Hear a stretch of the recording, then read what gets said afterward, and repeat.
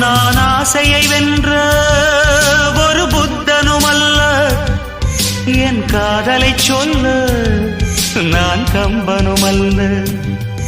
உன் காது கடித்தேன் நான் கனவினில் மெல்ல, இன்று கட்டி அணைத்தேன் இது கற்பனை அல்ல. அடிமன